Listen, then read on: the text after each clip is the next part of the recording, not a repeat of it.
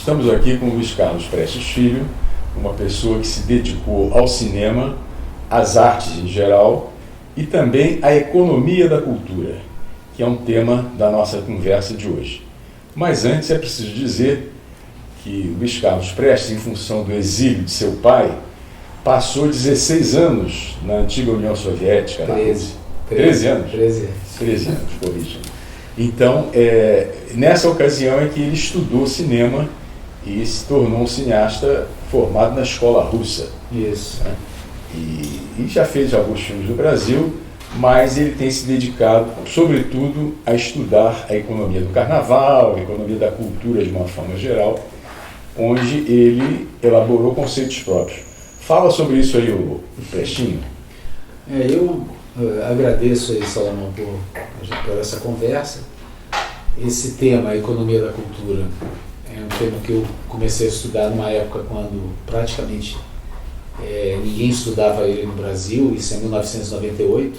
Se a gente vê, se levantar a bibliografia brasileira sobre a economia da cultura, nós vamos verificar que após 2005, após os meus trabalhos, aí aconteceu um boom.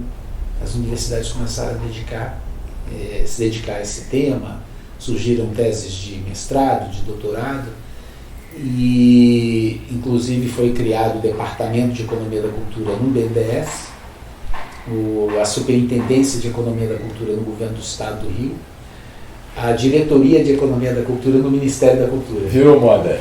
Virou moda. Que bom. Mas eu queria, assim, colocar que economia da cultura para o Estado do Rio de Janeiro é um tema estratégico. No único levantamento feito sobre a economia da cultura no Estado do Rio, buscando verificar qual é a contribuição da economia da cultura para a formação do PIB do Estado, nós identificamos que é a sexta atividade mais importante do Estado. Isso me levou a, numa outra entrevista com o Silvio Tender, e também em conversas com o Luiz Carlos Barreto, a dizer que o Rio de Janeiro tem uma vocação, mal comparando, com a Califórnia. Porque aqui tem, primeiro, uma cidade cenário, né? Aqui não precisa fabricar cenários artificiais, porque a própria natureza já oferece um esplendor de fundos, de fotografia, né? Para qualquer filme, qualquer audiovisual que se queira fazer. O Rio de Janeiro é um privilégio. E, além disso, tem aqui uma concentração grande de empregos de pessoas ligadas à música, ligadas às artes cênicas. Então, isso tudo contribui para que também tenhamos bons eletricistas de cinema, de televisão, bons cenaristas, etc. Então, o Rio de Janeiro é uma espécie de Califórnia aqui no Brasil. Caro Salomão, eu não vou concordar. Ótimo. Eu não vou concordar. É bom que a gente discorde. Porque, na verdade, para os Estados Unidos, a economia da cultura tem uma participação no PIB americano de quase 12%, 10%. 90% do tempo de tela de televisão e cinema no mundo, ou nas mídias sociais, 90% do tempo de tela pertence ao produto audiovisual americano. Sim. O resto do mundo cabe nos 10% restantes. Olha, eu só quero colocar isso. Não porque... sei, se você está colocando aí os dois países mais populosos, que são a China e a Índia, não é assim. É assim. Eu estou falando do ponto de vista de retorno financeiro, eu estou falando de economia, de volume financeiro. Eu não estou falando... Você falou tempo de tela. Sim, mas eu não... Tempo de tela, o cinema indiano domina o cenário na Índia. Na Índia, mas não totalmente. domina no mundo. O cinema claro. americano ele tem uma capilaridade em todos os países do mundo. É verdade. Então, eu não vou concordar e vou te dar um dado assim para mim. Quando nós realizamos no Rio de Janeiro a pesquisa sobre a contribuição da economia da cultura para a formação do PIB, nós identificamos que a economia da cultura contribui com 3,8%. Então, se a economia da cultura nos Estados Unidos chega a 12%, Sim, né? Aqui nós somos 3,8%, mas nós podemos fazer uma comparação com a Europa, porque na Europa a média da economia, da contribuição da economia da cultura para a formação do PIB é de 4%. Considerando a massa salarial, considerando os problemas sociais que nós enfrentamos no estado do Rio de Janeiro, considerando as dificuldades financeiras das famílias, considerando a falta de acesso ao produto cultural no estado do Rio de Janeiro, com a facilidade de acesso e a massa salarial daqueles que vivem na Europa, em países europeus, nós podemos dizer que no Rio de Janeiro, especificamente, você vai ter aquele cidadão que vai deixar de almoçar, vai deixar de comprar uma camisa, um sapato, para comprar um livro, assistir um show. Então existe uma vocação muito grande para a cultura no estado do Rio de Janeiro como um todo. Falta renda. Esse dado, então, falta renda, mas esse dado é importante quando nós olhamos para o estado do Rio de Janeiro, porque na única pesquisa feita sobre a contribuição da cultura para a formação do PIB no Brasil, a média no país inteiro é de 1%. Então, se a média no país inteiro é de 1% e no Rio é 3,8%, nós estamos no nível europeu, não no nível americano. Nós podemos dizer, eu acho que é interessante isso, quer dizer, você vai ter o carioca que ele tem dificuldades de moradia, tem dificuldade no trânsito, tem dificuldade de conseguir trabalho, ele enfrenta uma série de problemas, mas ele não vai deixar de consumir o produto cultural. Isso é muito importante. Mas a minha comparação, eu faço questão de frisar que mal comparando, porque aqui no Brasil também não tem o Vale do Silício, não tem a produção, não tem a Apple, não tem a Microsoft, está todo mundo instalado lá na Califórnia. Então falta muito para o Brasil em matéria de tecnologia da informação e da comunicação para poder se comparar com a Califórnia. Mas eu digo, do ponto de vista da produção cultural, o Rio de Janeiro é o expoente do Brasil, comparado com os outros estados. Não obstante, São Paulo e outros estados do Brasil têm avançado bastante. Mas o Rio de Janeiro ainda é, não quer dizer que vai ser eternamente se não houver uma política para isso. Então eu queria chegar a esse ponto. No Rio de Janeiro precisa olhar para os seus ativos. Isso. Tanto ativos econômicos como ativos culturais. E naturais. Mas se a gente pegar os ativos culturais, nós somente perdemos espaço. Por quê?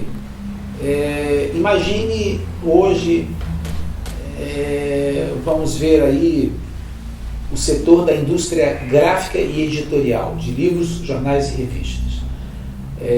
A economia da cultura, ela está subdividida na economia da imagem, certo. E eu estou dando aqui um dado que foi apresentando um olhar, uma metodologia elaborada pelo saudoso professor Carlos Lessa. Certo.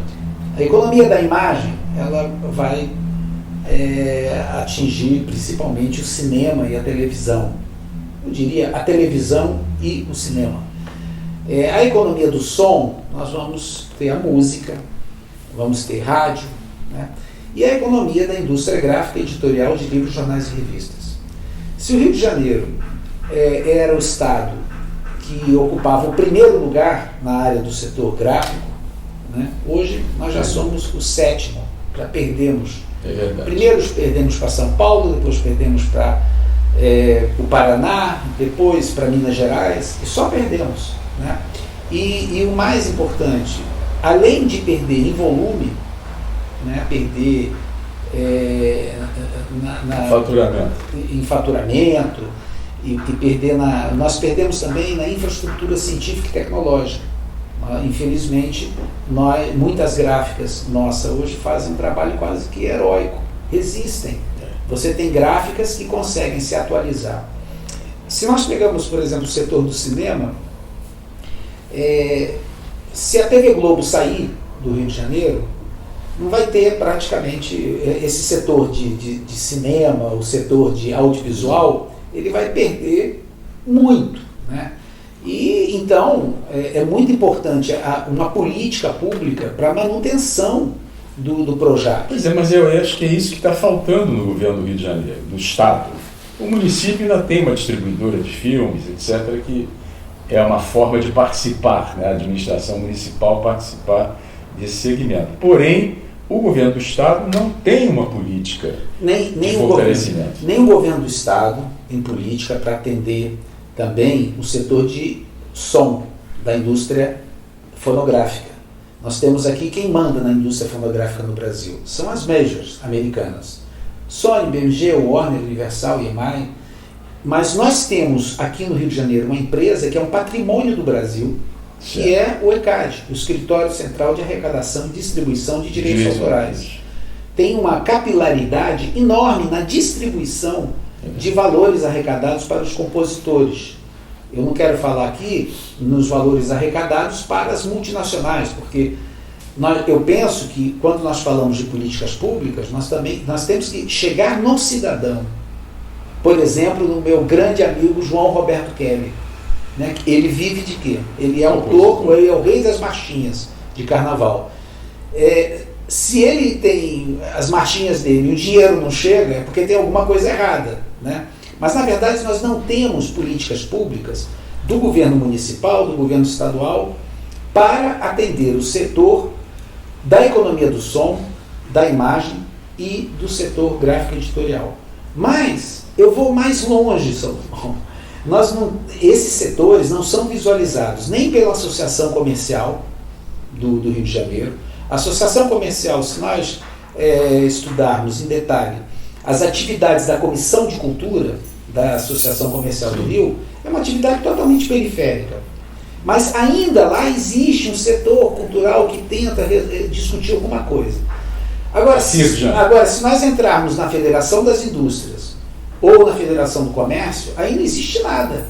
Você vai ter, por exemplo, o SESC realizando atividades culturais, patrocinando atividades culturais, mas não pensando o setor estratégico do ponto de vista de um plano plurianual, de uma discussão dentro de políticas públicas mais estruturantes para